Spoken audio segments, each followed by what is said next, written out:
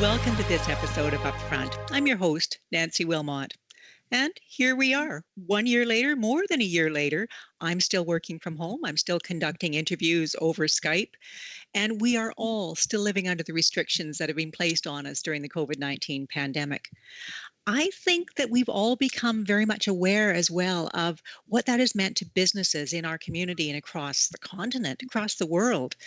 Small businesses, whether they are restaurants or fitness clubs or retail stores, are facing challenges that they have never had to deal with before. And although we don't often think of the Alberni Valley Bulldogs as a business, they are a business and they are facing some of the most unique challenges that junior hockey has, or any kind of sports, have ever had to face. Today's guest is someone with a unique perspective on that, can probably speak to those challenges better than anyone. He is the president and governor of the Alberni Valley Bulldogs, as well as being the president of Key Corp Sports and Entertainment Limited. Sorry if I mashed that up a little bit, who are the majority shareholders of the Alberni Valley Bulldogs. I am, of course, speaking of Mr. David Michaud. David, welcome to Upfront. Nancy, thanks for having me. It's a pleasure. Now, when I was putting together this show, I was thinking about what has gone on since you took over ownership, because that was July 2019. You had to be thinking at the time that this was a club with promise. This was a community that really got behind their club. And then boom, there was an ammonia leak at the multiplex that you had to deal with. And then, of course, COVID. It was like a double whammy. Tell me what it has been like to live through this. Well, first, I'd like to think I got a little head start on crisis management with the ammonia leak back in November 2019. You're right. We took, I guess, possession of the team back in the summer of 2019, and filled with the optimism and excitement that any sort of new adventure has. And I was no stranger to the BCHL. I'd spent a number of seasons in Penticton in the interior before coming to the island, and was thrilled to have, I guess, our opportunity to run a team and be able to put my fingerprints on it. So we hired Joe Martin as our head coach and general manager that summer, and he got to work, assembling our hockey operations staff. And I really, I feel bad for Joe, because he put together a real good hockey team last year, and it just ran into some problems when we had the ammonia leak, which forced us out of the multiplex for almost the whole month of November. Home games were being played in Campbell River and Parksville, and rescheduling games. It affected almost 20% of our home schedule. And so just when it felt like we got through that, this term COVID started popping up. And I guess looking back on it, I don't know if I'd ever say we were fortunate to get swept in the first round, but we actually got to play our whole opening round series against the Nanaimo Clippers, and then lo and behold, the world sort of stopped a couple of weeks later. And so our season was canceled from there. And, really at that point, it was just trying to figure out how to wade our way through this term. The new normal kind of keeps getting thrown around. And I'm not anxious for this to be the new normal. I'm anxious for it to return back to, I guess, maybe what I'd call the good old days of just being able to operate and do the things we're used to being able to do. Amen to that. We're all hoping it gets back to normal soon. And I find it interesting. You talk about the ammonia leak and that emergency situation that arose as being like a training ground for COVID. Yeah. And yet that was the situation where the other clubs could support you. You could move games elsewhere, and you did get a lot of support. Yeah. COVID hit, and every club was on its own to try and figure out how best to do it, because you were all in the same storm, but in different boats. Yeah, we were, and thankfully, Nancy, I think I'd say the one thing that connected us all together was our league office. Our commissioner, Chris Hebb, has done, I think, an outstanding job of helping us sort of navigate these waters. Him, along with Steve Cocker, who's our executive director, have just really been instrumental and sort of. It's hard when you have the challenge is, you have 18 teams. One was in, Wenatchee, Washington. So we have a whole set of challenges with them being across the border. And is the border going to open? Are they going to get a chance to play? And then you have 17 teams in British Columbia who all operate very different business models, and some are community owned, as the Bulldogs used to be. Others are private enterprise, as we are now, and so you have different agendas, and different operating models. And so I think the league office did a tremendous job of sort of pointing the ship in the right direction, and I guess keeping us on task, and trying to get through the summer, and we created a committee very early in this whole process called the Return to Play Committee, and we were essentially tasked with creating the safety protocols, and presenting something to the public health office that could get approved and get our guys back on the ice. And I think that was really our collective focus throughout the summer, was how do we make sure that when the fall comes, we're in a position to be on the ice. And I remember, it's funny thinking back, going, well, we can probably talk them into letting 50% of capacity in the building. Like, surely that'll be okay. And then as time progressed, well, maybe we can talk them into 25%. And I think by the time August came around, we knew we weren't going to have fans in the building. And it was at that point sort of, how do we adapt and change and make sure we could get our guys on the ice?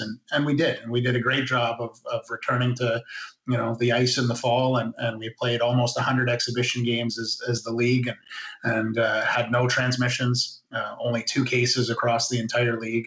And then unfortunately, when things in November sort of started to ramp up again, and Dr. Henry was forced to, change some of the restrictions and impose, travel restrictions. It eliminated our ability as a team to get on a bus and go to Nanaimo or Penticton or Prince George and play those teams, right? So that pretty much put us on pause at that point. And then the Return to Play Committee fired right back up, and tried to get to the next hurdle. And thankfully, we've reached that point here finally in the spring, where our guys will get a chance to resume their season. Okay, I'm listening to you, and you make it sound matter of fact. There's a return to play committee. There's nothing to it. And yet, dealing with the uncertainty of everything, I cannot get my head around, like, how many budgets did you have going for one for each thing? How many business plans did you have going? Because if this happens, or if this happens, or if this happens, like, how did you juggle that?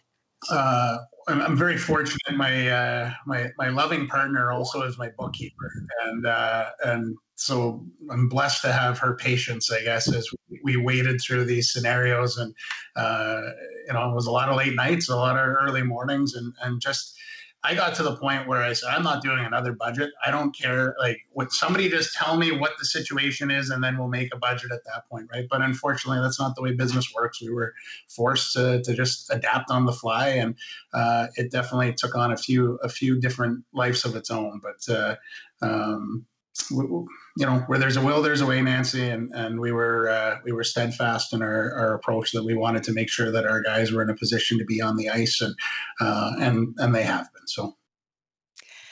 And I'm listening to you, and I'm realizing I kind of got ahead of myself, because I think we almost should go back and talk about how this business operates. Because although I think we could say in this community, the majority of people are really glad we have a junior A hockey team here. They'd rather have them here or not, whether or not they're hockey fans, but they don't necessarily understand this is a business. How does this business operate?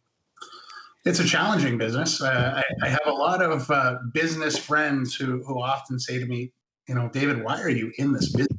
Like, you can't make money. How do you make it work? Operating losses often are a part of the equation, unfortunately.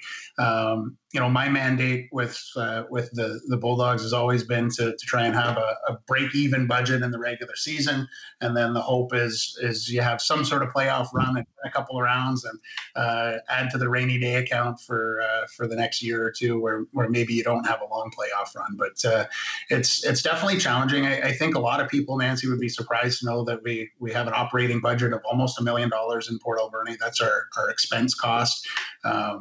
One thing that the pandemic has sort of taught me is that a lot of people don't understand the business of junior hockey, and just assume that, not that we're minor hockey. I know most people understand that we're elevated above that, but we dealt with a lot of politicians trying to explain and make our case on why the BCHL as a whole, deserved funding, and right down to the Bulldogs, why we felt we deserved some funding. And it was interesting to me to learn in that process how many people really didn't understand the depth of our budget and really what we mean to a community. And certainly 18 teams across Washington State and BC offer a huge economic impact to the province in direct and indirect spending. Obviously, the Barclay Best Western certainly benefits as road teams come and decide to spend the weekend in Port Alberni when they play us, and the restaurants, whether it's Boomerangs or whoever it might be, certainly benefit when the road teams,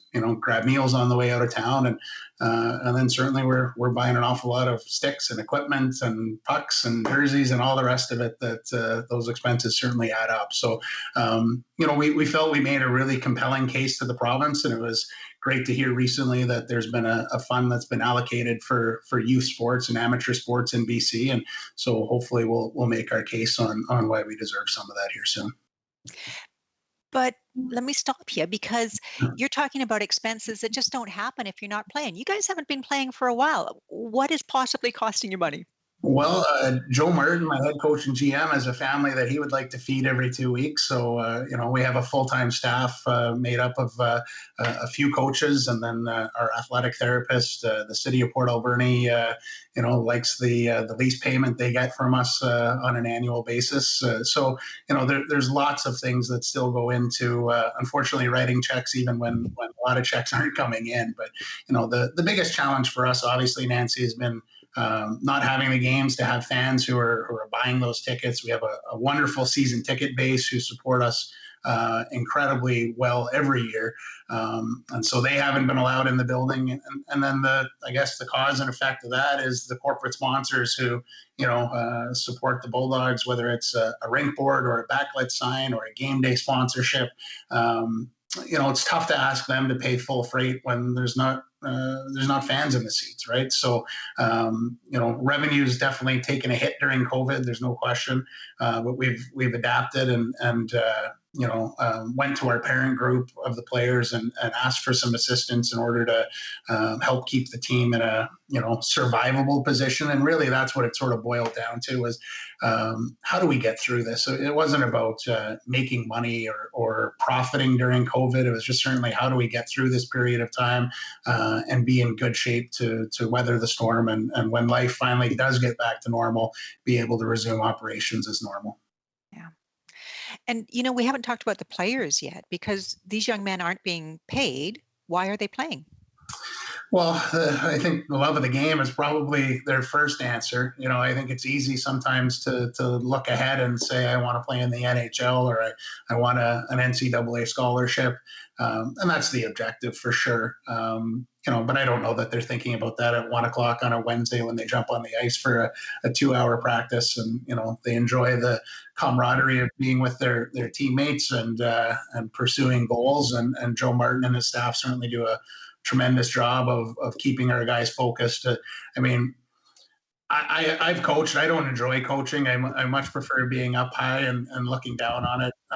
But the job that Joe and his staff have done during this time, when there wasn't really a lot of direction for our players, there were certainly more questions than answers on when are we going to play again, how long do we have to practice, and to keep those guys 16 to 20 years old motivated day in and day out to just kind of keep going through the routine. Was certainly a challenge that I'm glad I didn't personally have to face, but Joe and Brandon Shaw and Scott Kremer really did a tremendous job keeping our guys focused and ready for the next challenge. So having said that, they were focused, they're ready for the challenge. But playing in the BCHL, that's a family commitment. These young people are joining this league, they're playing. And even if they're not thinking scholarship every day, I'm sure their parents are thinking scholarship. If they don't play, there are no scouts watching them play. So what has this past year meant for them? Well, and I think that's a great point, Nancy. And when I went back saying our entire focus was trying to make sure our guys were on the ice this fall, I mean, I'd get frustrated when I'd see comments, whether it was on social media or wherever it might be, that, well, it's just hockey. They can sit out. They'll be back next year. health and safety is more important, and agreed 100%. And the one thing I've said, I'm not naive. I know that tons of industries have been affected by this, and I think sometimes you only worry about what's closest to you, and certainly our guys were what was most important to me. And what people have to understand is there really is a clock on a junior hockey life shelf life. You can only play until you're 20 years old, and if you don't have that sort of next phase of your career lined up and ready to go, you can be on the outside looking in. And so we, unfortunately lost some players just before the carding deadline, or the transfer deadline to the U.S. It was unfortunate to see Bulldogs players have to leave BC to go to places like Florida and Texas to keep playing. But Joe and I supported them and made sure they found homes if they wanted to leave, because we understand that they need to get seen.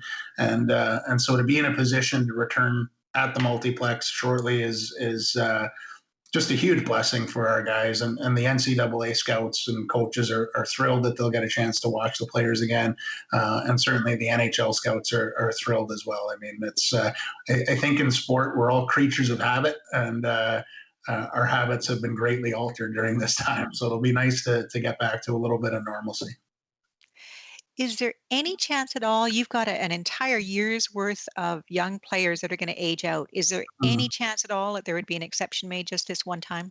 Yeah, I mean, it's been discussed at various levels. I mean, ultimately, it would be a decision that Hockey Canada would have to make as the governing body. I think it adds complications that, at first blush, maybe people don't understand. It just, well, hey, let's just give them a little bit more time. But, it causes quite the ripple down effect, obviously, to the early age of the 16-year-olds who, now might have to play against 21-year-olds. And some of those 21-year-olds might be turning 22 that season. So now all of a sudden you start to question player safety and whether it's the right thing. And, I think the unfortunate answer is these young guys probably won't get a chance to continue their junior career, which is all the more important why we do a good job to make sure they can get back on the ice and get seen here in the last little bit of the spring.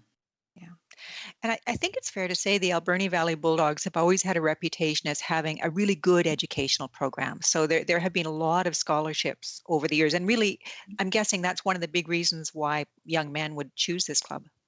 Yeah, Tom McAvey has been absolutely instrumental in that side of things for us. I'm sure most people in Port Alberni are very familiar with Tom and his work as an educator, and his passion for the players and making sure that they're academically eligible. There's all kinds of things that go into the SATs, and making sure programming and things like that are ready to go for the players, so they're eligible when a school says, "Hey, we'd love for you to come play hockey." Tom makes sure the academic side is dialed and ready to go. So there's no question it's the calling card of our league. We're widely regarded as the top Canadian league. If you want to play college hockey, the BCHL gives you a very good chance to do that. And one of the things when our group took over, we put a few plaques outside of the dressing room listing every player that's been through the Bulldogs that has achieved an NCAA scholarship the year they played with us and the school that they moved on to. So hopefully, as our guys line up in the tunnel and get ready, whether it's a practice or a game, they see those names and understand the opportunity is definitely there for them. They just got to go out and grab it. Yeah. It's been such a strange year to go out and grab anything, though, David. And I think of the Billet families with these Yeah. young men in their homes and just kind of in this holding pattern for the season. What a crazy year for everyone. Lori Smiley has been the longtime billet coordinator here with the Bulldogs, and my hat really goes off to her and the work she's done this year. One thing, Nancy, I think gets forgot is usually these guys get on a bus and go away for a weekend, or they're traveling for road games, and so there's a little break for the billet families. There's been no break this year. They showed up in August, and they really haven't left the house outside of going to practice or playing those few early games. So, the commitment that our billet families have made has really been exceptional. And I remember being really worried in the summertime whether we were going to lose billets, whether it was concern about having COVID brought into the house or something along that lines. And they just really stepped up and welcomed their boys back with open arms. And our guys always have a bed to stay in Port Alberni, and so we're really thankful the way that the community rallies behind them. Yeah. And I'm guessing you must have spent more than the usual number of hours, or the coach, with parents on the phone, talking about Yeah. what's going on the island and in Port Alberni. For sure. And I mean, for me, I always say everything starts and stops with communication. If you're open and honest about situations, whether you like the answer or you don't, that's the one thing I always said when I took over as team president. My email's on our website, my phone number's on our website. If a fan has a question or a concern, they might not like the answer I give them, but I'll give them an honest answer. And Joe and I certainly had our fair share of Zoom meetings with our parents this year, just trying to keep them in the know. I mean, I don't have a son or a daughter. I always joke that my 23 young men are my kids every year, and I'm happy that some of them go away and I get new ones the next year. But I can imagine as a parent, we have kids from Massachusetts, New York, Ontario. If my son was halfway across the continent during a pandemic, I'd certainly want to know he was in safe hands and good hands. And so we tried to communicate as much as possible. And I'm proud of the job we did in that regard. And your team has been such an integral part of this community since they came here. They've always been that way. And yet we're going through this time. I have no idea how community members can continue to support the Bulldogs, whether or not you play. What if you don't play until September? What if that season doesn't start on time? How do we support you? Well, and that's really the interesting part when I talk about getting back to normal. I can't promise our fans right now that the multiplex will be open in September for our 21-22 season. There's still a lot of unknowns as we move forward. I just try to take it day by day. And, I think, Nancy, the corporate community has done a really good job for us. Everyone's been affected by this, whether you're the small restaurant or the sand group stepping up and supporting, or everyone's faced challenges during this time. So we wanted to make it very apparent to our sponsors that if you couldn't afford to write the normal check you typically write for us, let us know what you can do, and your signage will stay in place. Your commitments to us will remain intact, and we wanted to be a part of the solution as much as anything, right? So, we definitely helped a few partners along the way, and some have certainly helped us. So, I guess if you have a business and you want to get involved, my phone is always on, and certainly come up with solutions to hopefully put a smile on their face about community involvement. And I'm proud to be in charge of the Bulldogs. It's the community's team is the way I look at it. There's nothing more that Joe and I want to do than bring a winner to Port Alberni, because I think it would be a very special thing to win in Port Alberni. I was fortunate to win a BCHL championship when I was in Penticton, and Penticton, we were pretty spoiled. Beautiful rink, 3,000 fans a night, and that was a great place to win. But I think there'd be something really special about bringing a winner to Port Alberni. I know the fans are hungry for it, and we just want to get back to worried about recruiting and putting a great team on the ice, and worry less about safety policies. Well, I know for a fact that the day those doors open, David, there's going to be a lineup of fans, and they will be the loudest fans that you have ever heard. And I have no doubt about that. They always are. I call it the dog pound, but the multiplex is it's a special place when the rink is full, and it's amazing when we talk about recruiting and you're trying to sell Port Alberni and the Bulldogs to a family, like I say, from Massachusetts or New York or Ontario, wherever it might be. To show them pictures of a full arena and send them audio of what it sounds like in the multiplex after the Bulldogs score a goal with what I think we have the most annoying goal horn and maybe the history of hockey. And being both opposition and a Bulldog, I definitely prefer it as a Bulldog. There's no question about that. But it's such a huge help to be able to show that to a family and say, this is the experience that you're in for when you come here. And then you see the beauty and the community involvement and all the rest of it. It really is a special place to play junior hockey. It is a special place. It's a special team. And David, thank you so much for telling me about it today. It's been an absolute pleasure to have you here. Thanks, Nancy. I really appreciate it. And thank you so much for joining us today on this edition of Upfront. Until next time, I'm Nancy Wilmot.